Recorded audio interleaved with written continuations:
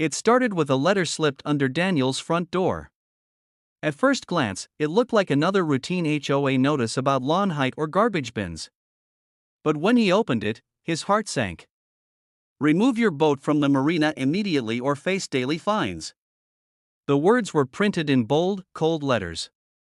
Daniel had spent years restoring that boat, a family heirloom passed down from his late father. Every chipped plank, every polished rail carried memories of summer days, fishing trips, and quiet evenings on the water. It wasn't just a boat, it was his connection to the past. The HOA president, Karen, a sharp-dressed woman with an ever-present scowl, claimed the boat was an eyesore and against community standards. Daniel looked out at the marina, where dozens of boats floated peacefully. His was no different, if anything, it was more beautiful. The hypocrisy stung. Neighbors whispered that Karen had been looking for ways to target Daniel ever since he refused to join one of her exclusive HOA events. As Daniel stood on his porch staring at the notice, his brother Mark came over. Mark was a builder, tough and straightforward.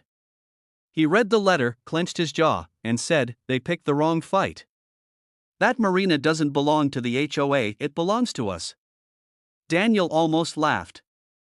Us? Mark reminded him of their family's deed. Their father had once co-owned the entire waterfront land before selling parts to developers, keeping rights over the marina itself. It was true the HOA might control the streets and sidewalks, but not the docks. A storm was brewing, but Daniel wasn't going to roll over this time. He folded the letter, tucked it into his pocket, and muttered, "If they want me gone, they're about to regret it." The next morning, Daniel arrived at the marina only to find two HOA board members standing by his boat, clipboards in hand. They circled it like vultures, snapping photos and writing notes.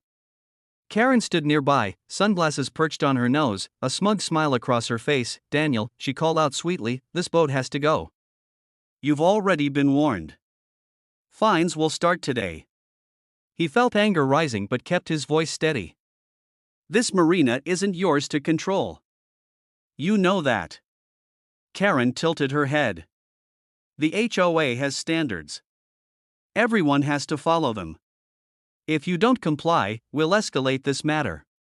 Mark, who had joined him, let out a low chuckle. "Escalate? To who? Last I checked, you don't own the water or the land it's floating on." Karen's smile faltered for just a second before she barked, "We'll see about that." She waved at the board members, and they scribbled faster. That night, Daniel's mailbox overflowed with violation notices. Fines stacked up, $100 a day, then $200. Threats of legal action filled the letters. It felt like harassment, but Daniel stayed calm. Instead of reacting, he began pulling old files from his father's cabinet. Deeds, maps, contracts, paperwork proving their family's ownership of the marina. By the end of the week, he had a plan. While Karen and the HOA piled on pressure, Daniel would strike back with something they never expected. A move so bold it would flip the entire neighborhood upside down. He whispered to Mark as they stood by the quiet water, moonlight rippling across the boat's hull, "If they don't want me here, fine. I'll lock them all out." The following morning, Daniel met Mark at the marina before sunrise. The air smelled of damp wood and salt, and the boat swayed gently as if waiting for what was about to unfold. Daniel held the deed in his hand, the old parchment-like document that clearly outlined his family's ownership of the docks and surrounding land. Mark slapped his brother's shoulder. "Time to remind them whose water this really is."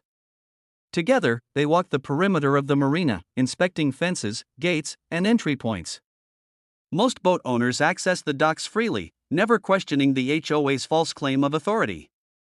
But Daniel saw things differently now. He wasn't going to let Karen's harassment continue unchecked. Later that day, Daniel hired a construction crew quietly, without alerting the HOA. By nightfall, workers had begun unloading lumber and steel fencing. Posts were drilled deep into the ground, and heavy padlocks were installed on gates. Karen noticed the commotion but assumed it was routine maintenance. She didn't yet understand what was happening. 2 days later, the marina was fully fenced off. Signs appeared on every entry point: private property, access by owner's permission only. Boat owners, most of them residents, were shocked. They gathered near the gates, confused, some shouting questions. Daniel calmly addressed them, explaining the truth: this marina was never under HOA control. My family owns it, and for years, I allowed free access. But now, thanks to unfair treatment, I've decided that only those who respect this property will use it. The HOA can't fine me anymore, they don't own a single inch of this land. Gasps echoed through the crowd. Some neighbors applauded, finally seeing someone stand up to the board. Others worried about their boats locked behind the fence. And Karen? She stormed down the hill in her signature heels, her face burning red. You can't do this, Daniel. You don't have that kind of power. But Daniel just held up the deed. Actually, I do. Karen wasn't the type to surrender easily. By the next morning, Daniel awoke to find 3 police cars parked near the marina. Officers stood by as Karen waved documents in the air, shouting that Daniel was trespassing on community property. Daniel approached calmly, deed in hand. Officers, he said, I respect your work, but she's misleading you. This land is privately owned. He handed over the official papers. The officers studied them, nodding slowly. One officer turned to Karen. Ma'am, this deed checks out. He's within his rights. Karen's face twisted in disbelief. No. He's lying. The HOA controls everything here. Mark, leaning against the fence, smirked. Not the marina. You overplayed your hand, Karen. But instead of backing down, Karen escalated. She filed complaints with the county, contacted local news, and rallied HOA members to protest. Soon, Daniel became the center of neighborhood drama. Some residents stood by him, grateful for his courage. Others, pressured by HOA threats, turned against him. Daniel, though, never wavered. Each evening he returned to the marina, standing tall by his boat as neighbors gathered on both sides of the fence. He knew the pressure was heavy, but he also knew something Karen didn't. The HOA's permit for waterfront usage depended on approval from the very family she was fighting. It was only a matter of time before she realized the mistake. A week later, during a heated HOA board meeting, Daniel arrived uninvited. The room fell silent as he entered, holding a thick folder. Karen stood at the front, rallying the board with dramatic words about community pride and removing blight. Daniel waited until she finished, then calmly opened the folder. Inside were official county records, documents proving not only ownership of the marina but also an agreement his father had signed decades ago. The agreement stated that any HOA construction, lake usage, or dock permits required the marina owner's approval. The board members froze. Karen's eyes darted nervously. Daniel let the silence linger before speaking. You fine me. You've harassed me. You even tried to use the police against me. But the truth is, without my signature, this HOA doesn't even have the right to operate here. Gasps rippled across the room. One board member whispered, Is this true? Daniel dropped the final paper on the table.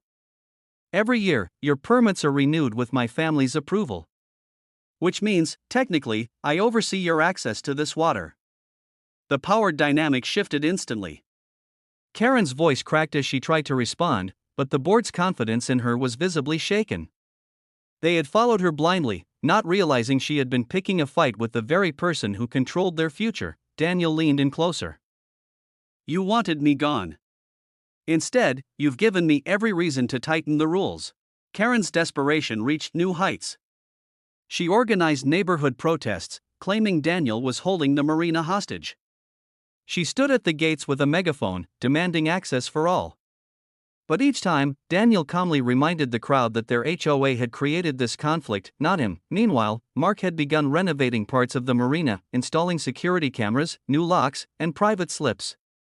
Neighbors who supported Daniel were granted access, while those who sided with Karen were left outside. Slowly, the community began dividing itself, not by choice, but by Karen's relentless crusade. Tension peaked when Karen threatened to sue Daniel personally. She marched into his driveway, papers in hand, screaming about court dates and penalties. Daniel, however, didn't flinch. He simply showed her the permit renewal application, unsigned. Karen, he said softly, your HOA can't operate legally after next month without my approval. You might want to think carefully about your next step. For the first time, Karen had no words. The truth hit her like a tidal wave, she wasn't in control anymore. Daniel was. The following week, the HOA board held an emergency meeting. This time, Daniel was formally invited. The atmosphere was tense, half the board glaring at Karen, the other half glancing nervously at Daniel. He walked in calmly, placed the renewal form on the table, and looked around the room. I'm willing to approve your permits, he said, but under one condition: the harassment stops. No more fake fines, no more intimidation, no more targeting families for personal grudges. The board nodded eagerly. They were exhausted from Karen's drama. Karen, however, slammed her hand on the table. This is blackmail, she shouted. Daniel locked eyes with her. No, this is fairness. I gave you years of free access. You tried to take everything from me. Now I'm setting boundaries. The board voted that night to strip Karen of her presidency. She stormed out of the room, furious and defeated. For the first time in years, the community felt free from her control. Daniel signed the permit renewal with a steady hand. The marina reopened under his rules, fair, balanced, and respectful. Neighbors celebrated, many thanking him for standing up to injustice. As Daniel stood by his boat under the golden sunset, Mark joined him, smiling. You didn't just save the marina. You saved the whole community. Daniel nodded. The battle was over. And this time, the right person had won, and that was the final twist in this unbelievable HOA story. If you loved the drama, don't forget to like, subscribe, and drop a comment sharing your thoughts. It really helps this channel grow.